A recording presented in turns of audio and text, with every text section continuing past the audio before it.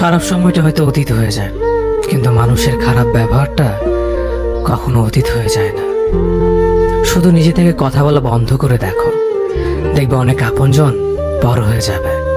আসলে কেউ আপন হয় না। যারা তোমার ক্ষতি চায় তাদের আঘাত করবে না, তাদের সামনে একটু হাসি মুখে বাঁচবে। দেখবে তুমি আঘাত করলে যা কষ্ট পেত, ওরা তার থেকেও বেশি কষ্ট পাবে।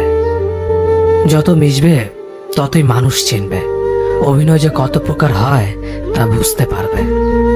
সবাইকে তোমার সত্যতা জানানোর দরকার নেই, যে যা ভাবে তা নিয়ে সমালোচনা করতে দাও।